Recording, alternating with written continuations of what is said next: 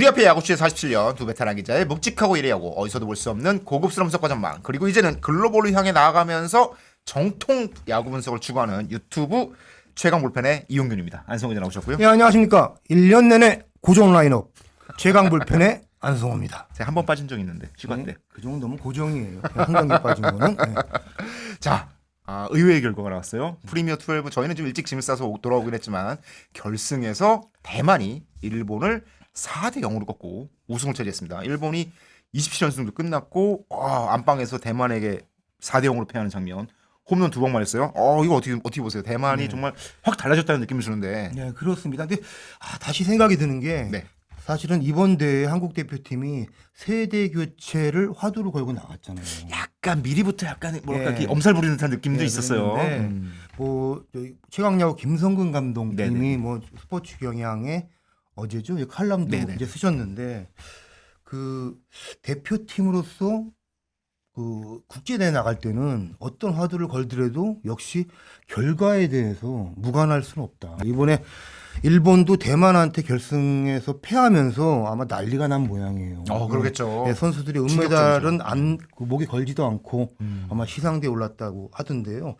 하여튼 뭐 바로 데뷔를 하는 것 같은데 대표팀으로서 이제 사명감 뭔가 그거는 언제든 어떤 형태의 대회를 나가더라도 그거는 따라올 수밖에 없는 필연 아닌가 이런 생각이 듭니다. 예. 네, 전체적으로 뭐 선수들이 못했다기보다는 선수들은 뭐 최선을 다했는데 네. 대표팀 구성부터 시작해서 대표팀이 세우는 목표 그리고 과정 이런 예. 것들이 조금 더 진지하고 예. 사명감 있고 책임감이 있게 이루어졌으면 좋겠다. 뭐 이런 생각을 다시 한번 해봅니다.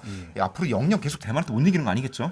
아이고 뭐 그럴 리가 있겠습니까? 그러면 안 되겠죠. 저희도 문 닫아야죠. 그러면은. 좀 더 잘했으면 좋겠다는 생각이 들고요. 이를 위해서는 리그 전체적인 발전이 필요하지 않을까라고 생각을 하면서 오늘도 최강 올펜 시작해 보도록 하겠습니다.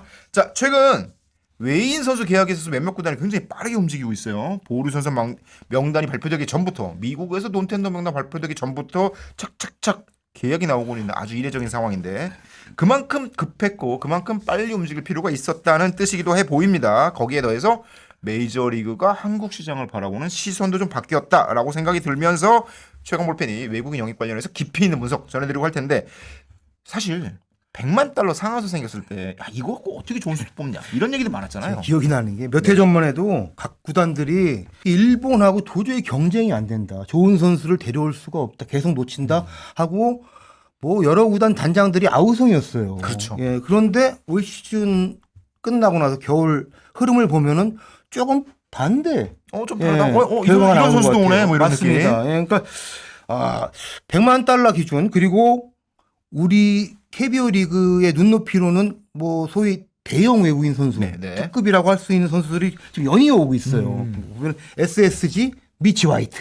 이렇게 말하면 뭐하지만 짭차노라고 예, 유명한. 맞습니다. 네. 뭐 많이 아실 거예요. 그리고 두산 콜어빈. 콜어빈. 예, 그리고 네. LG가 이번 주 발표 예정입니다. 요니 치리노스. 셋 다 사실은 예. 빅네임에 가까워요. 뭐 풀타임 선발은 아니지만 메이저리그 선발로 예. 투수로서 바로 올 시즌 뛰었던 선수들이고. 예, 빅리그로 다 뛰었죠. 네. 근데 미치 화이트는 LG 리스트에도 있었다 그래요. 상위 명단에서 보고 아마 큰 관심이 있었는데 SSG가 빠르게 움직인 거죠. 빨리 움직였어요. 근데 미치 화이트가 잠실 야구장하고 문학구장을 다 확인을 하고 선택을 했으면 LG로 가지 않았을까 이런 생각도 해봅니다. 우스갯소리로. 근데 네. 뭐 디트랙 엔스와 이제 LG는 작별을 했죠. 그런데 작별했죠. 뭐 치리노스를 영입하면서 그 만족도는 뭐 굉장히 그 높은 것 같아요. 치리노스랑 베네수엘라 출신의 그 에르난데스. 엘리에이저 에르난데스. 예, 근데 두 선수 모두 베네수엘라 출신으로 워크회식. No. 워크회식이 상당히 좋다. 굉장히 예. 에르난데스는 원래 좀 맞습니다. 좋은 걸로 알려져 있고. 가을 야구 때 지금 입증이 됐잖아요. 그렇죠. 그런데 치리노스 선수도 여러 그 루트로 해서 확인하는 결과 굉장히 워크회식이 좋고 또 독실한 크리스찬이라고 그래요. 크리스찬. 그래서 베네수엘라 출신이라고 하면 뭐 나름의 좀 조금 편견이 있는데 그런 부분 없이 내년 시즌 두 선수의 헌신적인 피칭 그리고 워크식을 기대한다는 입장인 것 같아요. 곧 발표할 것 같습니다. 네, 이렇게 생각보다 빅네임들이 속속 계약하고 있는데 사실 이 중에서도 콜 어빙 같은 경우에는 현역 메이저리거잖아요. 네. 볼티모어 미네소타 거치면서 29경기 중 16경기 선발 등판했고 그리고 올해 연봉이 200만 달러더라고요. 그래서 200만 달러에서 100만 달러로 절반 정도 깎이면서 KBO 리그 와서 다시 한번 점프를 노리겠다 이런 생각일 텐데 사실 최근 KBO 리그를 바라보는 확실히 해외 투수들의 시선이 좀 바뀐 것 같다 이런 생각이 들어요. 재기의 무대로 충분하다는 느낌인데 특히 투수 쪽에 있어서 사례들이 많았잖아요. 예, 그렇죠. 가장 대표적인 이제 에릭 페리 선수 시카고 화이트삭스에서 사실상 에이스 역할을 했고 예. 메릴 켈리를 시작으로 크리스 플렉센 등이 이제 성공을 했잖아요. 여기에 개인적으로는 이 선수가 제일 성공한 것 같아요. 롯데에서 뛴 브룩스 레일리. 그렇습니다. 생각보다 늦게 메이저리그를 복귀했는데 휴스턴, 템파베이 매치 가면서 정한 필승조로 굉장히 중요한 역할을 해서 우승만지까지 껴요. 뭐 이런 느낌의 브루스 레일리 있었고 거기다가 패디 있었고 그러다 보니까 패디 같은 경우에는 지난 시즌, 그러니까 올 시즌이죠. 메이저리그 진출하면서 2년 1,500만 달러 받았거든요. 그러니까 100만 달러 받고 들어와서 연봉 750만까지 점프할 수 있으면 이거는 완전 대박이잖아요. 예, 그렇죠. 이런 과정들을 보고 빅네임 투수들이 오는 게 아닐까. 그래서 여기저기 물어봤어요. 그래서 아니 이 선수들이 왜 오냐. 구단에 이제 외인 선수들을 관리하는 관계자들, 단장님들 여기 여쭤보니까 일단 지금 KBO 리그에 29세, 30세 언저리 선수들이 올 때가 됐다. 옛날에는 29, 30세만 돼도 메이저리그에서 한 번 더 비벼보겠다 이런 생각을 하게 되는데 지금 메이저리그 흐름 자체가 굉장히 어린 선수들을 데뷔시키거든요. 막 23세, 22세 선수도 데뷔하고 막 이러니까 이런 흐름 속에서는 일종의 그 메이저리그 주전 경쟁에서 밀리는 시기도 좀 빨라지는 거죠. 예, 그렇죠. 28세, 29세만 돼도 빨리 KBO 리그에서 확인하고 다시 돌아가야겠다 생각을 하게 되는 마음을 먹게 되는 계기가 되고 여기에 더해서 한국에 오면 충분한 선발 기회가 보장이 됩니다. 에르난데스가 좀 LG 에르난데스가 특별한 케이스였지만 대부분 5선발 체제에서 원투 펀치를 맞게 되니까 안정적인 선발 기회 그리고 공인구가 달라지면서 특히 한국에서 성공하는 투수들이 수평 무브먼트가 좋아져요. 스위퍼가 엄청 좋아져요. 패디 스위퍼, 올 시즌 네일 스위퍼, 하트 슬라이더 이런 것들이 수평 무브먼트가 커지면서 다시 돌아갔을 때 일종의 자신감과 함께 새로운 무기를 갖게 된다. 이런 느낌으로 한국에서 많이 돌아오는 것 같아요. 반면 일본은 6선발 체제잖아요. 그러다 보니까 선발 기회가 좀 덜 주어진 측면도 있는 것 같고요. 뭐 그렇습니다. 뭐 이용균 기자 지금 뭐 기회에 대해서 언급했는데 외국인 투수 리그 성적을 보면 한일 네. 그 리그의 투수 수준 차이가 그냥 드러나는 것 같아요. 약간 뭐 이제 우리는 타고 투수고 일본은 투고 타적이기도 맞습니다. 한데 예, 그러니까 일본에 가면 그만큼 기회가 적다는 거죠. 예, 단적으로 KBO 리그 다승 톱 10을 보면 올 네. 시즌입니다. 그 공동 10위가 5명이 있어서 총 14명 중에 9명이 외국인 투수였어요, 올해. 그러니까 외국인 투수가 거의 선발 그 싸움은 지배를 했다 이렇게 보면 될 것 같고요. 사실 뭐 외국인 투수가 다 에이스를 맡고 있는 중이니까. 그렇습니다. 그리고 일본 프로야구는 센트럴 리그 톱 10에 다승 톱 10에 외국인 투수가 올해 나오질 않았습니다. 아예 없군요. 예, 그 가장 최다승 투수가 8승의 요코하마 안드레 잭슨 네. 그리고 한신의 제레미 비슬리였는데요. 두 선수 그 다승 13위였습니다. 공동 13위. 그러니까 일본인 투수들의 경쟁력을 지금 앞서기가 쉽지 않은 무대다. 그러니까 메이저로 돌아갈 때 저 리그에서 다승 공동 13위 했는데요라고 이제 예. 내미 명함이 그렇습니다. 조금 어색하죠. 퍼시픽 리그도 톱 10에 네. 그 외국인 투수가 딱 한 명이었어요. 11승으로 4위에 오른 소프트뱅크 리반 모이넬리. 쿠바 에이스. 예, 맞습니다. 프리미어 투어에서 봤죠. 예, 모이넬로 하면 뭐 이용균 기자도 말씀하셨지만 뭐 프리미어 12에서 김도영 선수한테 네. 뭐 말로 없는 시원하게 말이죠. 그냥, 예, 시원하게. 그러니까 뭐 오늘 보니까 기승전 김도영으로 이어지는 것 같습니다. 퍼시픽 리그 평균 자책 1위였는데. 예, 그렇습니다. 그러니까 뭐 구단 관계자들의 그 보편적인 얘기가 네. 아시아 야구로 오는 선수들이 일본을 선택하면은 본인의 위치가 애매할 경우 불펜으로 밀릴 수 있다. 이런 이제 우려를 하는 것 같아요. 그래서 우리처럼 선발 보장 안 그렇죠. 되고. KBO 리그도 지금 메이저 리그로 갈 수 있는 교두 뭐 발판이라고 인식이 좀 돼 있기 때문에 이제 그래서 한국행을 뭐 금전전 이득이 크지 않더라도 취하는 경우가 생기고 있다. 이런 분석입니다. 그러다 보니까 사실은 두산으로 간 콜 어빈도 뭐 일본에서 더 큰 금액을 제시했는데도 두산에 왔다 뭐 이런 얘기들이 있었잖아요. 근데 뭐 의견이 좀 갈리긴 하던데 이 정도 줄 수 있다까지 얘기했는데 구체적인 오퍼가 없었던 모양이에요. 그래서 어빈도 이제 복귀해서 잘해야 되니까 빨리 팀이 결정돼야 된다.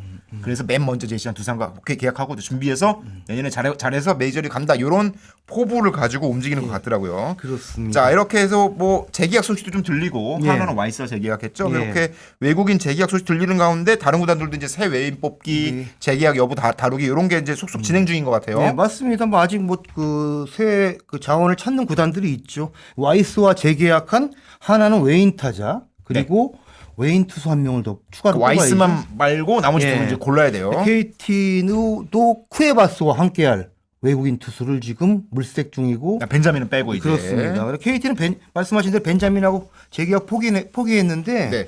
뭐 가장 좋아할 구단은 어딜까요?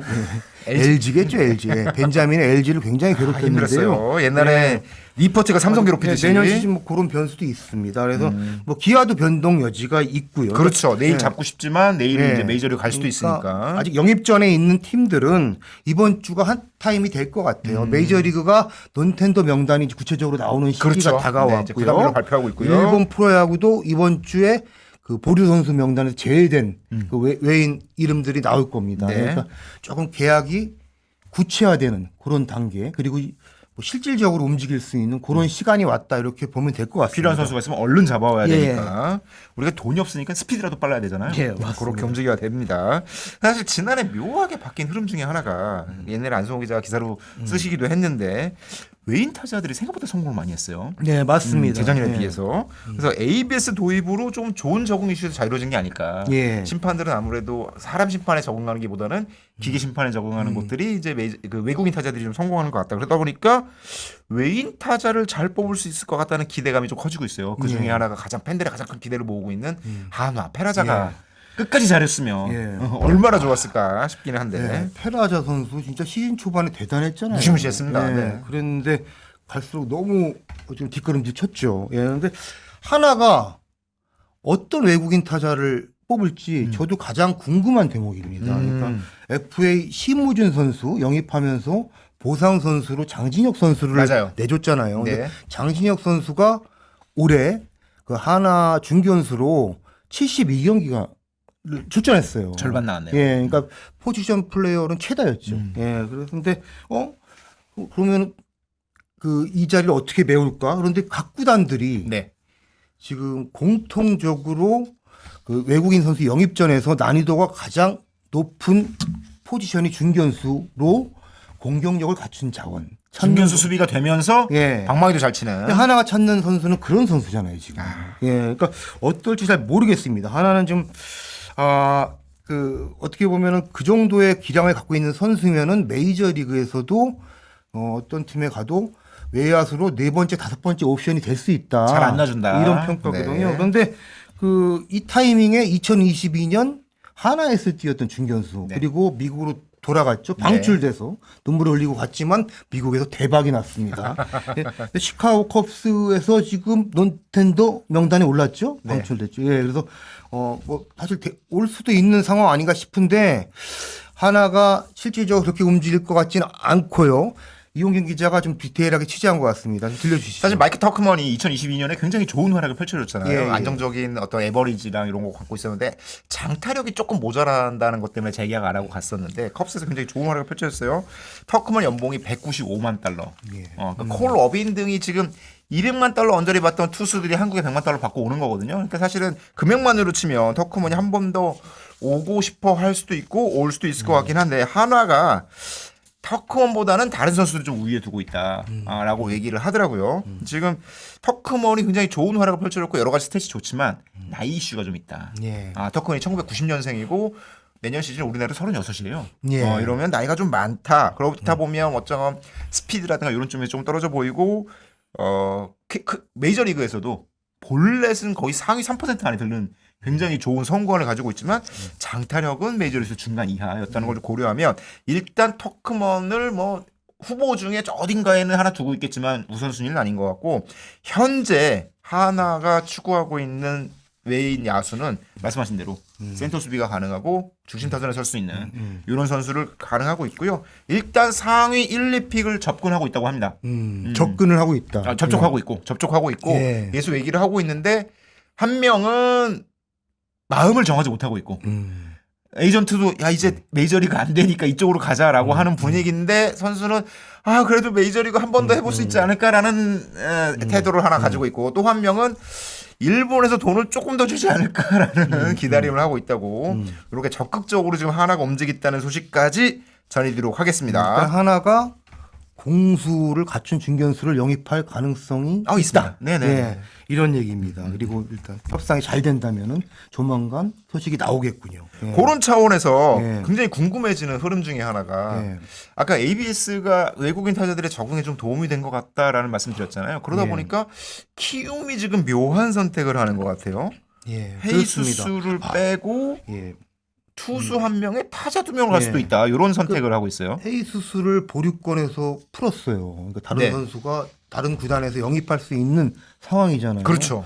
굉장히 과감한 결정인데 뭐 그렇게 봅니다. 키움에는 재능이 있는 투수들 올 시즌에도 뭐 선발 마운드에 많이 올렸잖아요. 그렇죠. 예, 그러면서 선발 어떻게 보면 젊은 선수들한테 기회를 주면서 그 외국인 타자 둘로 뭔가 그 가성비를 높인다 이런 계산을 하고 있는 거 아닌가 하는데 어떤 결과가 나올지 좀 궁금합니다. 어떻게 보십니까? 키움이 원래 이제 가성비를 잘 추구하는 팀이잖아요. 그러다 네. 보니까 굉장히 이 비교적 싼 가격에 좋은 퍼포먼스를 낼 수 있는 외국인 타자를 영입할 수 있는 어느 정도의 자신감, 계산이 네. 선 게 아닐까라는 네. 생각도 들고요. 실제로 지난 시즌에 시즌 중반에 교체된 외인 타자들이 굉장히 잘했어요. 예. 두산의 제러드 영도 그렇고 삼성도 계속 바꿨는데도 디아스가 결국은 또 잘했잖아요. 맞습니다. 이런 장면들을 고려하면 한국 리그에서 외국인 타자의 적응 가능성이 높고 그러면 적응 가격에 가성비를 높일 수 있겠다. 이런 판단에 더해서 최근에 이제 키움이 뽑은 선수들 좋은 투수도 많잖아요. 예. 지난 시즌 그러니까 내년 시즌 뛰게 될 드래프트에서 전체 순위를 뽑은 정현우 선수도 있고 그렇습니다. 이런 선수들을 빠르게 성장시키는 쪽이 키움이 계산하는 게 아닐까라는 생각이 듭니다. 맞습니다. 이런 어떤 이 파격적인 변화 시도들 외국인 타자를 둘러싼 이런 내용과 함께 KBO 리그를 강타한 지난 주말에 롯데 두산의 대형 트레이드. 예, 그렇습니다. 지난 주말 깜짝 놀랐어요. 롯데와 두산이 그 투수 정철원, 네. 그 외야수 김민석 선수가 포함된 2대3 트레이드를 했죠. 큰 화제였는데 저는 이번 트레이드를 보면서 이게 단순히 두 구단이 그냥 아쉬운 곳을 채우는 그런 교환이 아니고 뭔가 구단 그리고 팀 문화 혁명 예, 그런 단계에서 연장선상에서 한 거래 아닌가. 전체적인 빅딜 파는 아닌가. 들기가 들어간다. 예, 그렇습니다. 그러니까 우리 팀이 우리 팀의 방향성이 이거야. 네. 이런 그림이야. 그리고 그래서 이 선수가 필요해. 이런 느낌으로 좀 보이는 것 같아요. 말씀하신 예. 대로 이번 트레이드 누가 위너냐, 누가 루저냐 이런 판단을 지금 내리는 건 전혀 중요하지 않은 것 같고 말씀하신 대로 이번 트레이드를 통해서 양 구단이 목표로 하는 지향점이 예. 드러나는 것 같다. 예. 외야수 1라운드 보내주고 예. 신인왕을 먹었던 마무리 투수를 보낸다는 거 쉽지 않은 예. 결정이잖아요. 예, 맞습니다. 그러니까 정철원 선수가 네.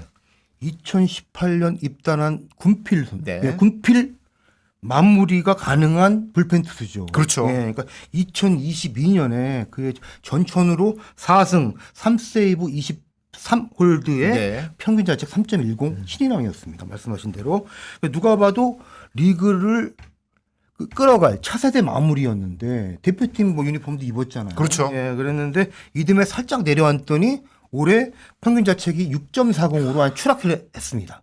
갑자기 안 좋아지더라고요. 예, 그러니까 정철원에 대해 두산은 사실 확신을 못한 부분도 있는 것 같아요. 일단 김태견도 있고요. 예, 그렇습니다. 그러니까 반대로 2022 시즌까지 두산 사령탑이었던 네. 롯데 김태형 감독은 뭔가 계산이 달랐다고 봅니다. 그러니까 정철원 선수가 제가 뭐 다 알지는 못하지만 뭐 이렇게 그 재능에 비해서 네. 알아서 훈련을 막 열심히 하는 스타일이 아닌 것으로 좀 알려져 있기도 해요. 근데 그런 성향이 최근 부진에 영향도 미친 것 같은데 네. 2022년 같은 경우에는 지금 롯데로 간 그 김상진 투수 코치 그리고 배영수 불펜 코치 네. 두 뭐 어떻게 보면 코치진이 정철원 선수한테 강하게 드라이브를 걸었죠. 어떻게 보면 끌어간 리더십을 갖고 끌어간 측면이 있는데 김태형 감독은 그때 봤던 경험 그리고 그때 그 정철원 선수를 만들었던 접근법 이런 거를 다시 생각하고 있는 것 같아요. 사실 양의지 만든 게 강인권 전 예. 감독이듯 예. 네, 그런 낮춤형 뭐 이런 예. 것들이 좀 필요할 수도 있죠. 케어와 좀 동기부여가 필요한 스타일인 것 같고 그런 예. 면에서 정철원 선수가 팀을 바꾸는 건 예. 굉장히 큰 동기부여가 될 수 있을 것 같다. 이런 맞습니다. 생각을 그리고 해봅니다. 뭐 좀 훈련 얘기를 했는데요. 네. 롯데가 올해 마무리 캠프에서 지옥 훈련한다고 해서 굉장히 화제가 됐잖아요. 뭐 아침부터 저녁까지 해가지고 뭐 이렇게 내야 수비하는 장면도 뭐 사진으로 뭐 굉장히 부각이 됐는데요. 수비 강화 캠프라는 걸 따로 꾸렸잖아요. 예, 맞습니다. 근데 뭐 과거에는 뭐 다 그런 건 아니겠지만 JR군의 경우 퇴근 시간이 너무 빨라가지고 일부 선수들이 JR군을 가고 싶어한다 이런 얘기까지 나왔었어요. 그러니까 팀 훈련을 네. 뭐 많이 하는 그런 문화는 없었죠. 그런데